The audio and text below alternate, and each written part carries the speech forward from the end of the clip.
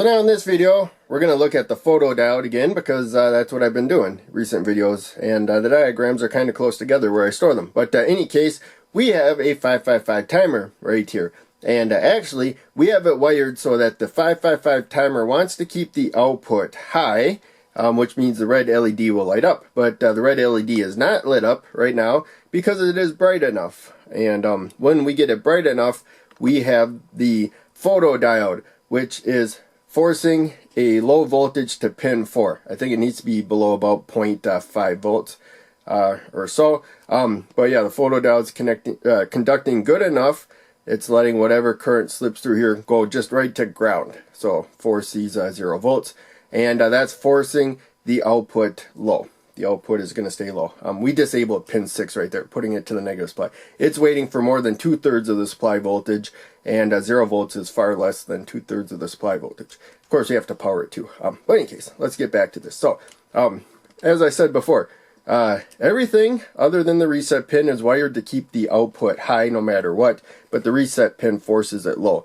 If there's enough light, if we get it dark enough, then the output will go high. So you could have a light sensitivity circuit. I just put the lamp at the dimmest setting.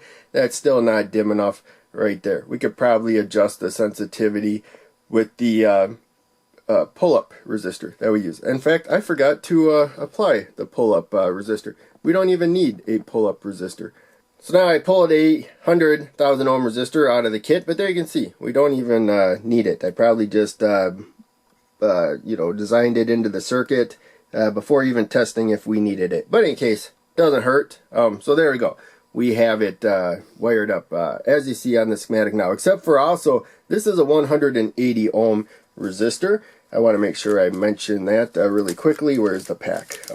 I grabbed it out of this 180 pack. I don't have the 220 that I show on the schematic because I don't know where I stuck them. So I had a whole bunch of resistor packs out. I put them back into the container that I got them. Generally, I just yank them out of this kit and put them back as I need them. But for some reason, 220 went missing. So substituting with 180, we should be fine though, because this is a 555 timer. That 5 volts does not make it to the output. Probably about 4 volts does. So we only got 4 volts across the resistor in the LED. And even then, with 5 volts across there, probably 180 will be fine.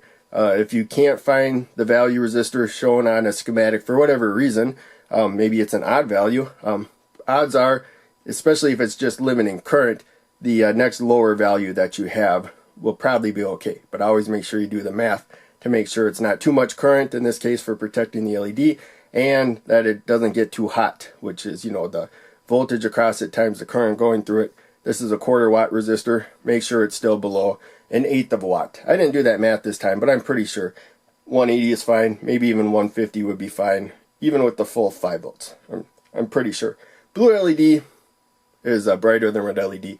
We get a better connection to ground, probably pretty close to 0 volts with the 555 NE 555 that I'm using. If you use a different type of 555 that's not NE or micro A 555, it may have different output limitations. But in any case, this is a simple circuit, so I thought I would cover more detail. Have at least 4 times the resistance right there, because the blue LED will get just as bright at about 1/4 of the current as the red LED.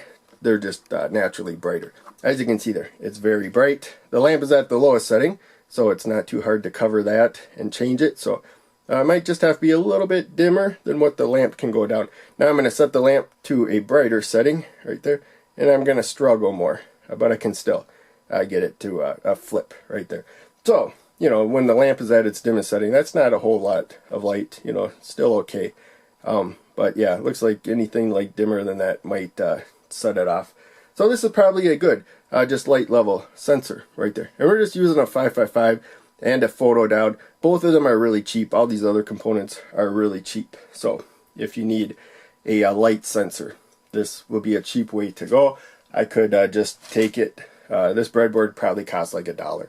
I could just probably put the components on there. And this integrated circuit doesn't really come out, so I think I'm going to make a short video soon where I show how I get stubborn integrated circuits out of here. Also, this is susceptible to static electricity, so I discharge myself before I touch it. So in any case, yeah, this is a simple circuit. So I threw in extra stuff, but hopefully you still found it interesting. And the main thing though is that we have to get about 0.5 volts or less at pin 4 right there. And I'm surprised this worked without the pull-up resistor, but as we saw, it did. And so, you know, that's the kind of testing you have to do when people say test things. You know, what you do is you take like well-known circuits or whatever. You don't try to just come up with them all on your own. That took people many years to do, you know, multiple people.